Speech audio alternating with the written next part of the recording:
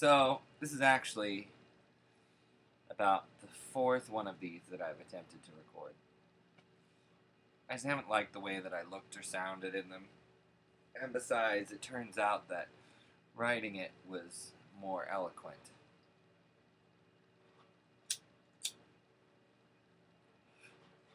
As is evidenced by the people who were like, that was so amazing, blah, blah, blah.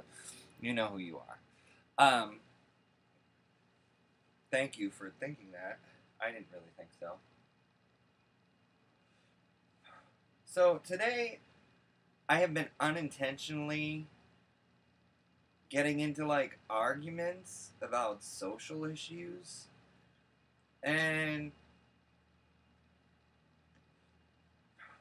if you know me, you know that primarily I try to avoid those kinds of discussions because I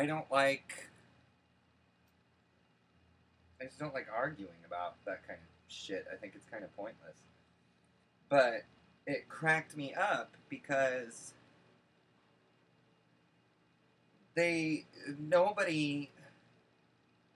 Okay, it was in class, and for French class, we had to talk about Senegal. We had to do research on Senegal because Senegal is a French-speaking country. And I was having the hardest time coming up with... I could not find anything interesting about Senegal. But then again, I'm kind of a jerk, and I don't really... I know this is mean, but I don't really care for Africa or about Africa, like, you know. I don't. I'm sorry.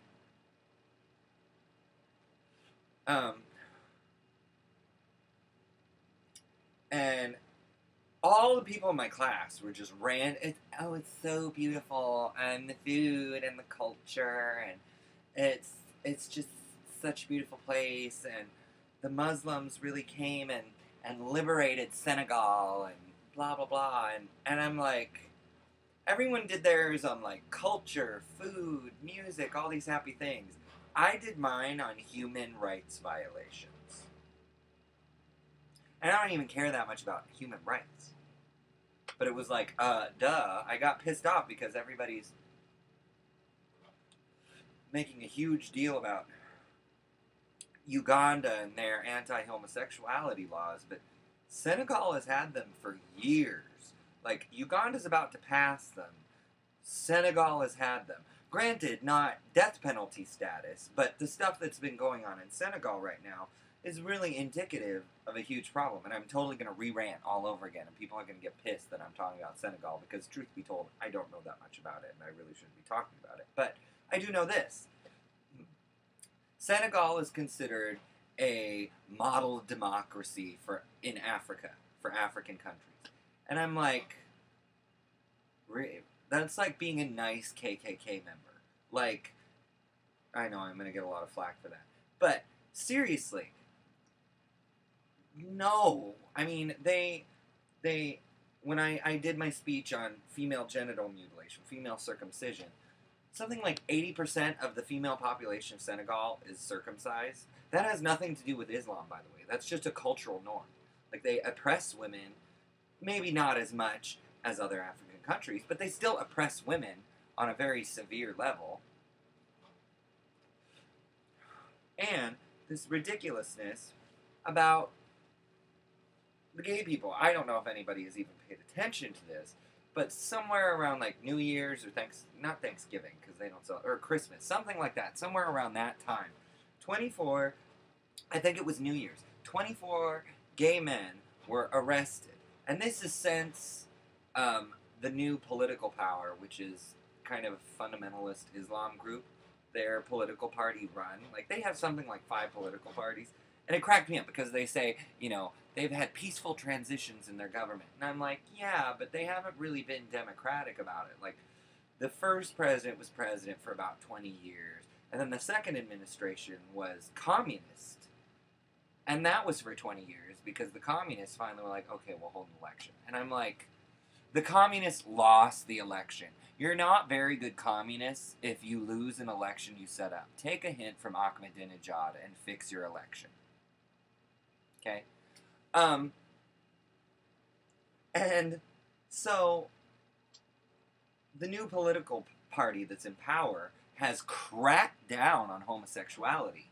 And they were recently tried and convicted and sent to prison for 8 years. Now, this is ridiculous because in Senegalese penal code, the maximum sentence for the crime of homosexuality is 5 years.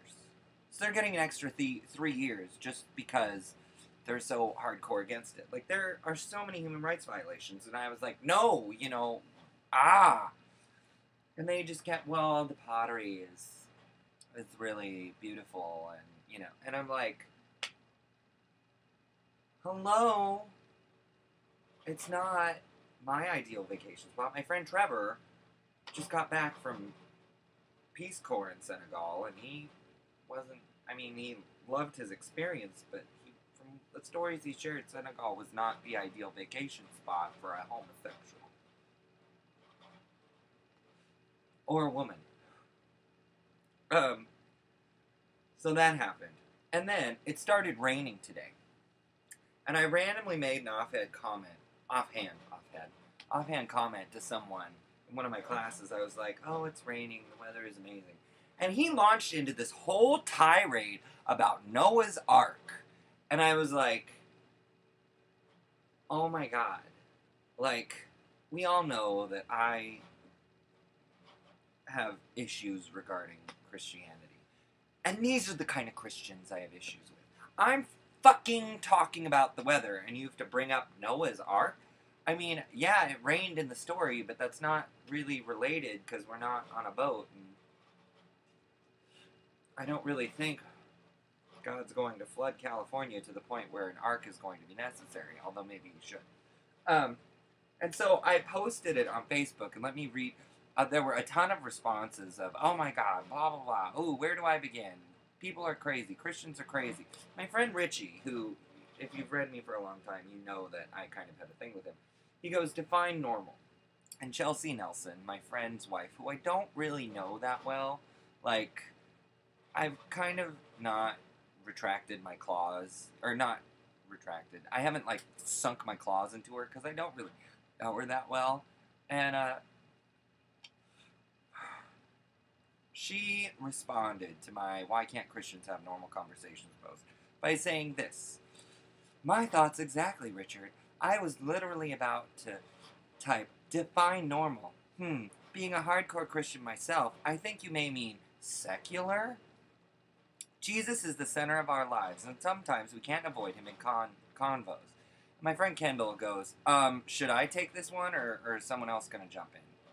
Haha. And I jumped in and I said, look, what I'm trying to say is that for some reason they seem incapable of having a conversation about anything except Jesus. It's like Christ is not just covering up their sin, he's also covering up a complete lack of social skills. And she said, I get you now. Sounds like someone just got saved and is really excited. Learn that sometimes people just want to talk about, don't take it personally, they probably don't realize what they're doing. And I said, no, I take it extremely personal. I will make him cry. Learn that sometimes people just want to talk about the weather and not have to hear you relive the story of Noah. And she goes, well, look at it this way. They've probably not considered your perspective. In this situation, the loving thing to do would be to give them grace and perhaps confront them gently. And my response was, but I'm not a loving person.